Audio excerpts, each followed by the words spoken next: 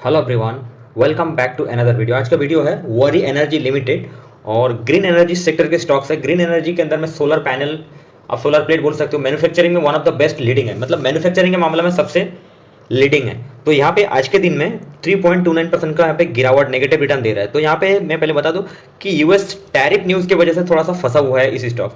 जब stock market में list हुआ था तो वहां से तो बैक टू बैक रिटर्न दे रहा था, लगभग 50% टू 55% रिटर्न दे रहा था। आप यहाँ पे डेट देखिए, स्टॉक मार्केट में लिस्ट हुआ था 28 अक्टूबर 2024 से लेकर 6 नवंबर तक 55% रिटर्न दे रहा था।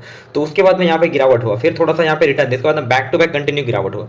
तो क्या है अभी, क्या कंडीशन में है कि इस स्टॉक्स में अभी इन्वेस्ट करने का लायक है नहीं। तो भाई बता दूं, 2 अप्रैल मतलब आज के दिन में यहाँ पे लगभग रात 12 बजे तक या 12 बजे के बाद या कल सुबह तक आपको न्यूज पता चल जाएगा कि भाई यूएस में टैरिफ कितना क्या लग रहा है इस सेक्टर के ऊपर। तो यहाँ पे अभी कितना क्रैश हुआ, जो हाई प्राइस गया था वहां से लेकर, यानी कि हाई प्राइस गया था 6 नवंबर 2024 से लेकर 2 अप्रैल 2025 तक 36% यहाँ पे गिरावट हो चुका है। तो अभी इस कंडीशन में बाय करना सही है या फिर गलत है। तो अभी टैरिफ न्यूज की वजह से थोड़ा सा फंसा हुआ है और यहाँ पे बैक टू बैक जैसे कि टैरिफ न्यूज कुछ आ जाता है भाई, जो भी आना है यहाँ पे एक क्लियर हो जाता है ना भाई। मैं तो बोलता हूँ इस स्टॉक में थोड़ा सा भी पॉजिटिव पॉइंट आ जाता है ना, यहाँ पे बैक टू बैक मतलब 20-30% तो मिनिमम रिटर्न यूं ही दे देगा शॉर्ट टर्म के अंदर। तो चलिए समझते हैं इस स्टॉक का फंडामेंटल डिटेल एनालिसिस करेंगे। अभी यहाँ पे देखते हैं जो वरी एनर्जी का रेवेन्यू ब्रीफकेशन देखेंगे, जो एक्सपोर्ट होता है ना, एक्सपोर्ट 57%। तो ये कहाँ पे सबसे ज्यादा एक्सपोर्ट होता है, ये एक्सपोर्ट होता है, मैं आपको बता दूं, the company is the export solar PV modules markets including in the United State, और इसके अलावा Canada, Italy, Hong Kong, Turkey and Vietnam. US is their largest export, यानी कि यूएस के अंदर में ना सबसे ज्यादा एक्सपोर्ट होता है। यहाँ पे देखिए, US is the largest export market according for the 57% of export cell. तो इसके वजह से थोड़ा सा यहाँ पे डर का माहौल बना हुआ है कि भाई यूएस में क्या आ जाए।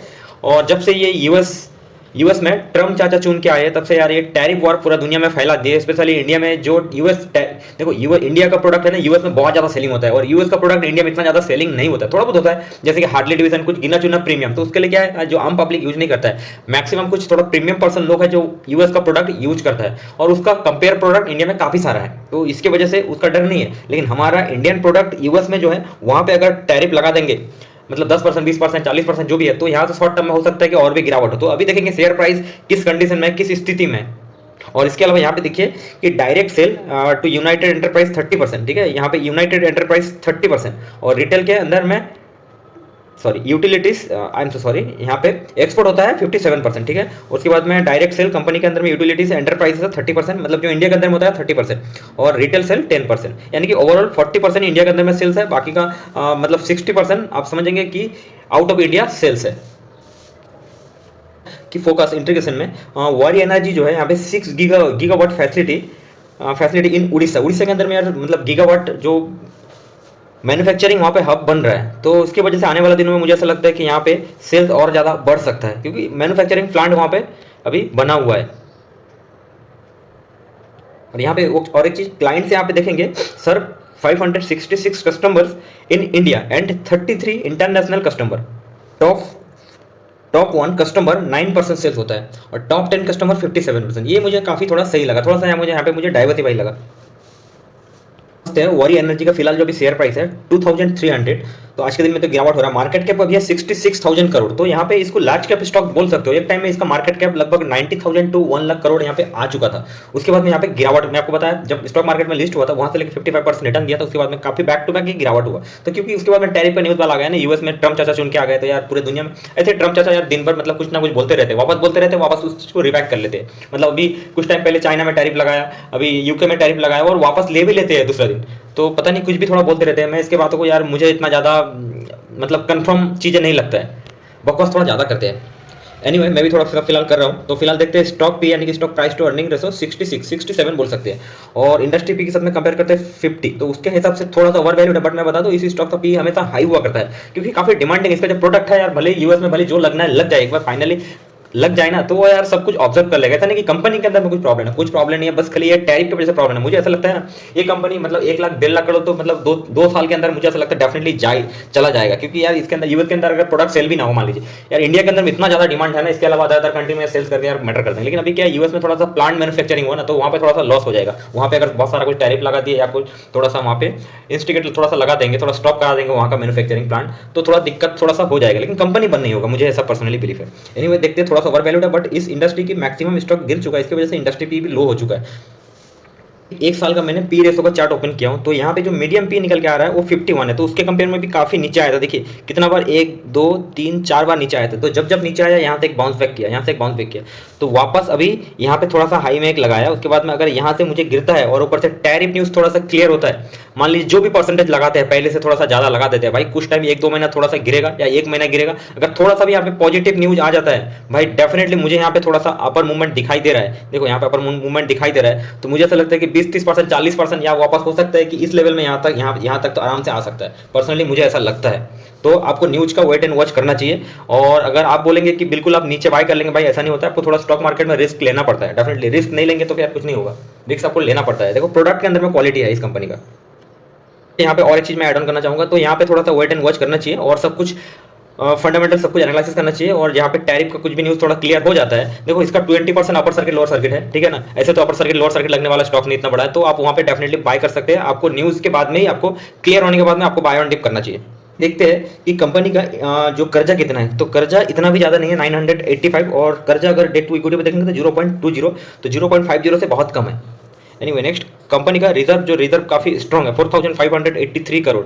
जैसे कि जेंसल इंजीनियरिंग में क्या हुआ, उस कंपनी के पास क्या हुआ कि प्रोमोटर होल्डिंग जो भी था तो उसका गिर पे गिर भी है, और ऊपर से बहुत सारा कर्जा आ चुका है, ऊपर से क्रेडिट रेटिंग बहुत ही खराब हो चुका है। तो ये सारी कंपनी के पास क्या ऑर्डर, तगड़ा ऑर्डर है, और ऊपर से मैन्युफैक्चरिंग प्लांट और ज्यादा बढ़ा रहे भाई। अगर थोड़ा सा टैरिफ वाला मैटर नहीं होता ना, इस स्टॉक आप सोच भी नहीं सकते था, इतना हमेशा ओवर वैल्यूड में रहता था ना ये स्टॉक, आप सोच भी नहीं सकते। क्योंकि यार इसका फ्यूचर डिमांड है। मुझे ऐसा लगता है कि आने वाला 5 साल तक इस कंपनी का प्रोडक्ट है बहुत तेजी से डिमांड रहने वाला है। क्योंकि इंडिया सरकार खुद चाहता है कि हमारा देश क्या है ना, थोड़ा सा ग्रीन एनर्जी, मतलब एंटी पॉल्यूशन हो, ताकि ग्रीन एनर्जी सोलर पैनल अगर बहुत सारा लग जाएगा, ये जो कोयला वगैरह से ये नो पावर मतलब जो जनरेट हो रहा है, तो वहां पे थोड़ा सा ब्रेक लगेगा, तभी जाके हमारा देश थोड़ा सा बनेगा, मतलब क्लीन, क्या बताऊं, जो एंटी ऑक्सीजन, मतलब क्लियर ऑक्सीजन। नेक्स्ट यहाँ पे देखते हैं year on year sales growth जो 68% बहुत बढ़िया और हाई है, प्रॉफिट ग्रोथ 100%, और प्रोमोटर होल्डिंग 64%, और प्लेज परसेंटेज 0 है, यानी कि प्रोमोटर होल्डिंग जो भी है तो उसमें तो कोई गिरे भी नहीं है। तो ये काफी इंटरेस्टिंग है, मतलब बैंक के अंदर जो कर्जा रहता है शेयर। नेक्स्ट ओपीएम यानी कि ऑपरेटिंग प्रॉफिट मार्जिन 13.8%, जो ठीक है डिसेंट है। यहाँ पे अगर 15% होता तो काफी अच्छा रहता। एनीवे अभी समझेंगे 2-5 साल का समझेंगे ऑपरेटिंग प्रॉफिट मार्जिन किस तरीके का कंसिस्टेंसी है, तो वहां से कंपनी का एक स्टेबिलिटी पता चलेगा, कितना स्ट्रॉग है वो पता चलेगा। ओपीएम लेटेस्ट क्वार्टर 20%, तो पहले से यहाँ पे ऑपरेटिंग प्रॉफिट मार्जिन बढ़ा है, तो ये काफी पॉजिटिव इंडिकेट दे रहा है। एनीवे नेक्स्ट आरएसआई 58, तो अभी भी मिडिल जोन में है। आरओसी यानी कि जो इन्वेस्टर इस कंपनी में इन्वेस्ट करते हैं तो उसको रिटर्न ऑन कैपिटल लिक्विड 43%, जो काफी स्टैंडर्ड और हाई है, और आरओवी रिटर्न ऑन इक्विटी 33%। और कंपनी अभी कितना जो हाई प्राइस गया था वहां से 38% का अभी फिलहाल डिस्काउंट में मिल रहा है। तो टैरिफ न्यूज जैसे ही क्लियर हो जाता है, अगर गुड न्यूज आ जाता है, तो डेफिनेटली मैं इस स्टॉक में कुछ अमाउंट बाय करूंगा अभी 3 साल 5 साल के, मिनिमम 3 साल 5 साल तो डेफिनेटली रहूंगा, शॉर्ट टर्म नहीं रखूंगा। क्योंकि यार एक मतलब लार्ज कैप स्टॉक्स है, तो ऐसा नहीं कि 1 साल 1 महीना में 6 महीना में डबल हो जाएगा, ऐसा नहीं भाई। इतना मतलब बड़ा कंपनी है तो इसको डबल होने में थोड़ा टाइम लगेगा। जो कंपनी में यार शॉर्ट टर्म में डबल हो जाता है ना, तो क्या होता है, मैं वहां से डेफिनेटली प्रॉफिट बुक करके थोड़ा साइड हो जाता हूँ, तो वेट एंड वॉच करता हूँ कि यार थोड़ा दोबारा सस्ता में कब आए। तो ये स्टॉक ऐसा नहीं है कि रातों रात करोड़पति बन जाएगा। आपका पैसा को टैरिफ वाला न्यूज क्लियर हो जाएगा ना, डेफिनेटली यहाँ से इस स्टॉक के अंदर में वो क्वालिटी है यार। यहाँ पे अभी देखते हैं प्रॉफिट एंड लॉस में year on year sales growth profit growth देखेंगे, जो बहुत इंपॉर्टेंट होता है किसी भी कंपनी के लिए। तो चलिए सेल्स देखते हैं। 2020 में यहाँ पे लगभग 1996 करोड़ था, और 2021 में 1953 करोड़, और यहाँ पे 2024 में कितना 11,000। ओह माय गॉड, यहाँ पे सेल्स यार काफी तेजी से बढ़ा है देखो 2024 तक। एनीवे ऑपरेटिंग प्रॉफिट मार्जिन पहले 5% 4% बहुत ही कम हुआ करता था, 2023 से यहाँ से बढ़ चुका है, पहले 12%, उसके बाद 14%। वही यहाँ पर ऑपरेटिंग प्रॉफिट मार्जिन काफी अच्छा बेहतर हो चुका है। तो यहाँ से कंपनी का मैनेजमेंट काफी अच्छा क्वालिटी दिखाई दे रहा है। नेक्स्ट कंपनी का नेट प्रॉफिट, जो किसी भी कंपनी के लिए स्टॉक मार्केट में हम लोग इन्वेस्ट करते हैं तो सबसे इंपॉर्टेंट है नेट प्रॉफिट बढ़ रहा है कि नहीं बढ़ रहा है। तो यहाँ पे देखते हैं 39 करोड़ कब 2020 में, और 2024 में मार्च 2024 में 1274 करोड़। तो यहाँ पे प्रॉफिट भी भाई तगड़ा हुआ है, हर बार यहाँ पे बढ़ा है, कितना तरीके से यहाँ पे मल्टीप्लाई हुआ है। और ईपीएस यानी कि अर्निंग पर शेयर पहले 2 रुपीज़ 12 पैसा हुआ करता था, और यहाँ पे 62 rupees. Oh my god, earning पर शेयर काफ़ी स्ट्रॉन्ग बढ़ा है। तो भाई कंपनी के पास year on year sales growth profit growth के मामले में काफ़ी ज़बरदस्त है। और ऊपर से कंपनी बहुत ज़्यादा एक्सपेंसिव, मतलब जो कंपनी बढ़ा रहा है, मैन्युफैक्चरिंग प्लांट वगैरह बढ़ा रहा है, तो इससे क्या हो सकता है कि कंपनी के पास तगड़ा ऑर्डर है, ताकि ऑर्डर एग्जीक्यूशन करेगा तभी जाके प्रॉफिट बढ़ेगा ना भाई, और प्रॉफिट बढ़ेगा शेयर प्राइस डेफिनेटली ऊपर जाएगा। शेयर होल्डिंग पैटर्न प्रोमोटर यहाँ पे 64%, और किसी भी टाइप का कोई प्लेज नहीं है, यहाँ पे काफ़ी पॉजिटिव पॉइंट है। और एफआई 1.40%, और डीआई 2.70%, और पब्लिक 31%। तो ठीक है, यहाँ पे शेयर होल्डिंग पैटर्न काफी इंटरेस्टिंग है, बहुत इंटरेस्टिंग है, और साथ में पॉजिटिव पॉइंट। और साथ में अगर और थोड़ा डेटा होता, अभी देखेंगे नेक्स्ट क्वार्टर में यहाँ पे प्रोमोटर एफआईटीआई अगर यहाँ पे और थोड़ा सा पॉजिटिव करते हैं, या प्रोमोटर अगर थोड़ा स्टेबिलिटी रखते हैं, और साथ में एफआईटीआई यहाँ पे थोड़ा स्टेक बढ़ाते हैं, और पब्लिक होल्डिंग थोड़ा सा कम होता है तो मुझे ऐसा लगता है कि मैं और ज़्यादा ऐड ऑन करूंगा। साथ में टैरिफ न्यूज़ को मैं फॉलो करूंगा। अभी 2-3 तारीख के अंदर में क्लियर हो जाएगा, आज के दिन में, मतलब 12 बजे के बाद में अभी डोनाल्ड ट्रंप टैरिफ के बारे में क्लियर करने वाले हैं। तो वॉरी एनर्जी का यहाँ पे थोड़ा सा वीकली रिटर्न मैंने यहाँ पे डेटा ओपन किया हूँ। तो यहाँ पे देखिए अक्टूबर 2024 को, तो यहाँ पे देखिए जब मार्केट में आईपीओ लिस्ट हुआ था ना, तो 92% का यहाँ पे रिटर्न दिया था। उसके बाद में यहाँ पे 8% हुआ था, वहाँ पे बैक टू बैक गिरावट हुआ था। उसके बाद में 8%, 10% यहाँ पे वीकली, मतलब 1 वीक का रिटर्न है यहाँ पे देखिए। तो रिटर्न दिया था, उसके बाद में बैक टू बैक यहाँ पे देखिए गिरावट हो रहा है, बैक टू बैक गिरावट हुआ। ठीक है, मैं जाऊँगा यहाँ पे स्टॉक मार्केट में लिस्ट हुआ, तो उसके बाद में अच्छा रिटर्न दिया, उसके बाद में बैक टू बैक गिरावट हुआ। तो बाय सेल का कोई रिकमेंडेशन नहीं है, जस्ट इसको स्टडी पर्पस के लिए लीजिएगा। और यहाँ पे डेफिनेटली अगर टैरिफ न्यूज़ क्लियर आता है, पॉजिटिव मूवमेंट आता है, तो यहाँ से मैं डेफिनेटली बाय ऑन डिप करूँगा, और अभी लॉन्ग टर्म के लिए। और आप भी थोड़ा सा स्किल डेवलपमेंट कीजिए और थोड़ा समझदार बनिए, जागरूक होइए। Thank you so much watching this video. Good bye.